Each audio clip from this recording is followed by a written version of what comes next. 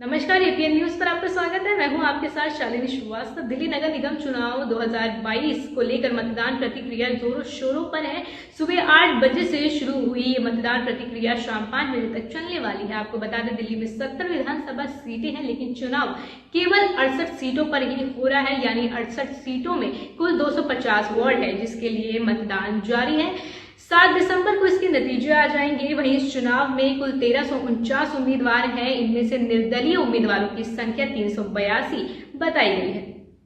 दिल्ली नगर निगम चुनाव में 2007 के बाद से ही भाजपा का कब्जा रहा है, लेकिन इस बार बीजेपी को नगर निगम चुनाव में काफी जद्दोजहद करने पड़े हैं। वहीं आम आदमी पार्टी को भी इस बार चुनाव में जीतने के लिए एड़ी चोटी का दम लगाते हुए देखा गया। भाजपा अगर इस बार भी चुनाव जीत जाती है तो वह चौथी बार दिल्ली नगर निगम चुनाव में जीत हासिल करेगी।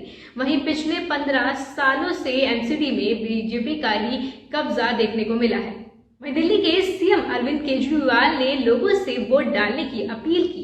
उन्होंने ट्वीट करके लिखा कि साफ और स्वच्छ और सुंदर दिल्ली बनाने के लिए आज मतदान है। नगर निगम में एक भ्रष्टाचार मुक्त सरकार बनाने के लिए मतदान है। सभी दिल्ली वासियों से मेरी अपील है, दिल्ली नगर निगम में एक ईमानदार और काम करने वाली सरकार बनाने के लिए आज अपना वोट डालने आप जरूर जाएं। तो अरविंद केजरीवाल ने ऐसा ट्वीट कर लोगों से मतदान की अपील की।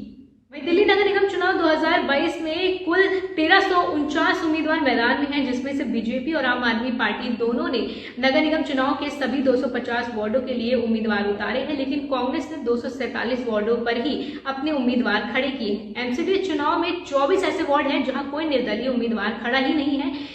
इन 24 सीटों पर केवल बीजेपी, आप और कांग्रेस और अन्य पार्टी के ही उम्मीदवार जो है वो मैदान में है। साथ ही दिल्ली नगर निगम चुनाव में 150 सीटें महिलाओं के लिए आरक्षित की गई है। वहीं कुल 13,648 मतदान केंद्र बनाए गए हैं। मतदाताओं के लिए 68 आदर्श केंद्र और 68 पिंक मतदान केंद्र भी बनाए गए हैं। तो दिल्ली नगर निगम चुनाव 2022 को लेकर जो मतदान की प्रतिक्रिया है वो बहुत ही जोरों शोरों पर चल रही है और तीनों ही पार्टी ने अपना जोर लगाया है। लेकिन बीजेपी 15 सालों से एमसीडी में बैठी हुई है, तो अब ये देखना दिलचस्प होगा कि क्या दिल्ली में वापस बीजेपी आ पाती है या फिर आम आदमी पार्टी इस बार अपनी सरकार दिल्ली में बना पाती है या नहीं। तो अभी के लिए बस इतना ही। और बड़ी अपडेट्स के लिए आप बने रहिए एपीएन न्यूज के साथ। मुझे दीजिए इजाजत। नमस्कार।